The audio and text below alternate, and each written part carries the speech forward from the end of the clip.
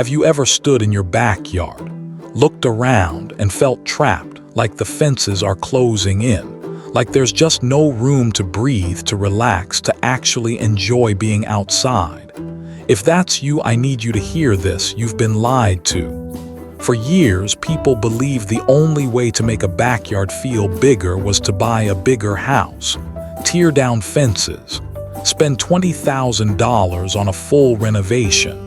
That's wrong, and it's expensive. The truth, the right tree can completely trick your brain. It can pull your eyes upward, create depth, add layers of color and light. And suddenly, that cramped little yard feels like a private, luxurious retreat. And this is the part nobody tells you: the wrong tree will ruin it. Plant the wrong one, and in 3 years you've got blocked sunlight, cracked concrete from aggressive roots, and a $4,000 bill to cut it down. I'm from Plant Realm, and for the last decade, I've helped hundreds of homeowners transform small, awkward backyards into spaces that feel twice their size. And it almost always comes down to one decision: planting the right tree. So today, I'm giving you my personal top 5. These are the exact trees landscape designers, myself included, specify for high-end projects when the lot is tight but the client wants that wow factor. They stay manageable, they look insane through all 4 seasons, and they create the illusion of space without the nightmare of maintenance.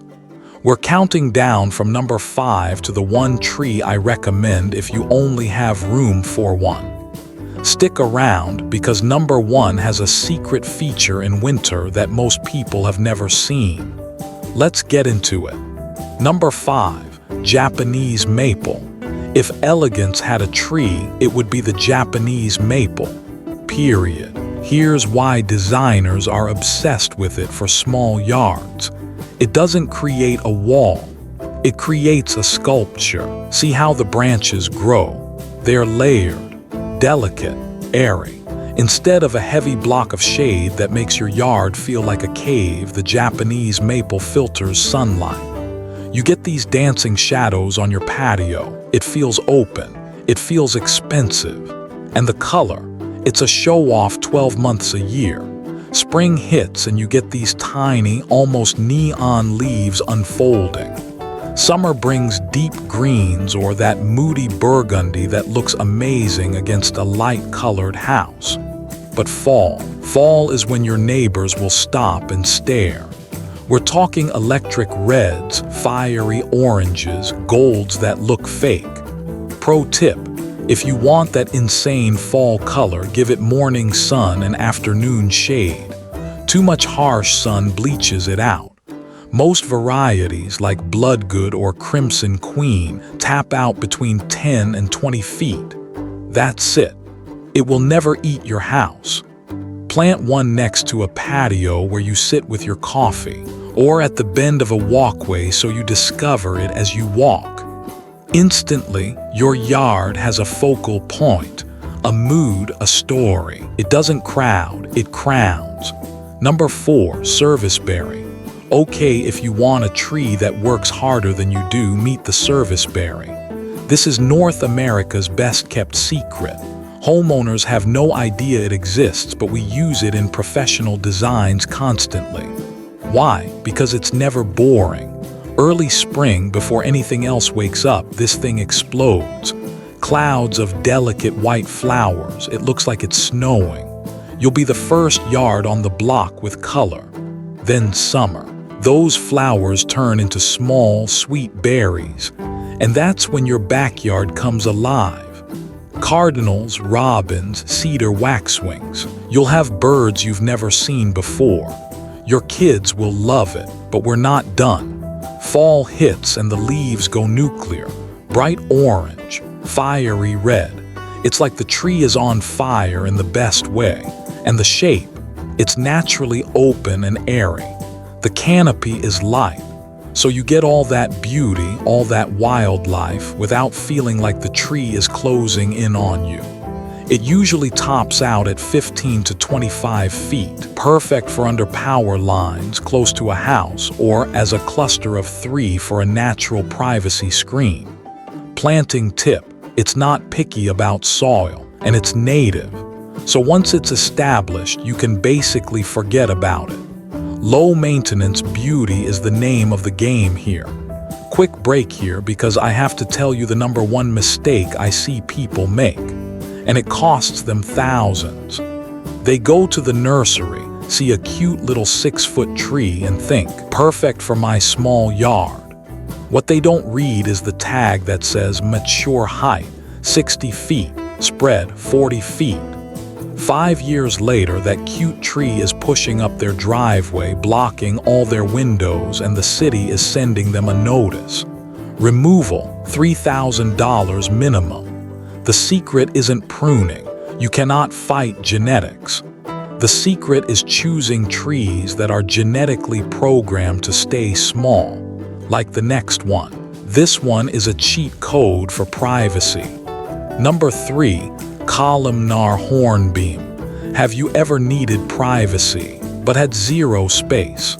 Maybe it's a neighbor's second-story window looking right into your yard, or an ugly fence you hate. But if you plant a normal shade tree, you lose half your yard. This is where the columnar hornbeam becomes your best friend. Look at how it grows, straight up like a soldier. It gets tall 30, maybe 35 feet, but it only gets 8 to 10 feet wide. Ever.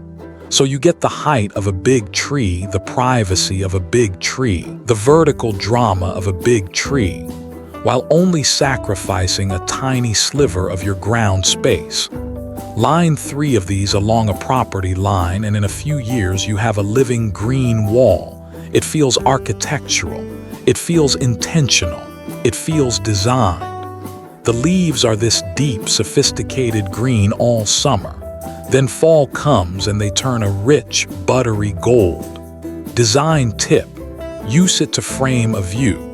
Plant one on each side of a garden gate or at the end of a narrow path. It pulls your eye through the space and makes the whole yard feel longer, bigger. It's the tree for people who say, I want privacy, but I don't want to feel boxed in. #2, Little Gem Magnolia. If you want your backyard to scream luxury 365 days a year, this is it. The Little Gem Magnolia is the smaller, well-behaved cousin of the giant southern magnolia that you see on massive estates. That big one, it gets 80 feet tall. Do not plant that, this one. It chills at around 20 feet. Manageable, powerful, elegant. The leaves are thick, glossy, and dark green on top with this fuzzy copper-brown underside. Even in the dead of winter, when everything else is dead and brown, your yard has color, it has structure, it has life. And then the flowers. Imagine this. It's a warm summer evening, you're outside, and these massive, creamy white 8-inch wide flowers open up. The smell is light, clean, almost like lemon. It's not overpowering, it's just classy. Here's why designers love it. It anchors a space. You can build an entire patio design around one little gem. It's evergreen, so it gives you privacy year-round. It's dense, so it blocks wind and noise. And it flowers for months, not weeks. Pro tip: give it a spot where you'll see it from a kitchen window. When it snows, those dark green leaves with a dusting of white. It's like a postcard. If your goal is a backyard that feels like a 5-star resort without the 5-star maintenance crew, plant this tree. Which brings us to #1, and this one. This one is special. #1, Cusa Dogwood. This is it. The #1 tree I recommend if you have a small backyard and you can only pick one. The Cusa Dogwood. This tree is a 4-season masterpiece. I'm not exaggerating. Late spring, after all the other dogwoods are done, the Cusa takes the stage.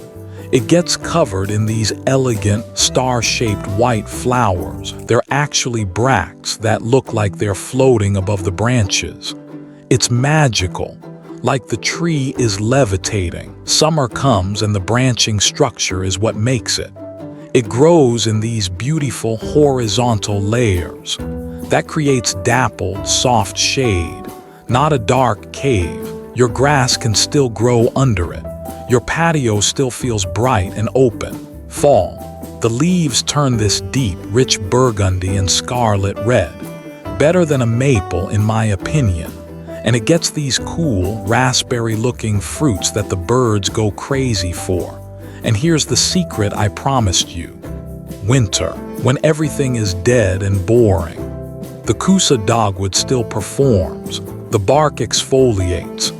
It peels off in patches of gray, tan, and brown. It looks like camouflage.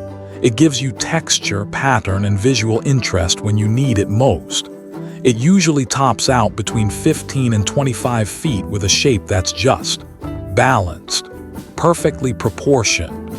Landscape architects use it as a focal point because from every single angle it looks good. It has presence, without dominance. If you plant one Cusa dogwood in your front yard, your curb appeal doubles. If you plant it in your backyard, you'll never want to go inside. So let's recap. A small backyard isn't a limitation. It's an opportunity to be intentional.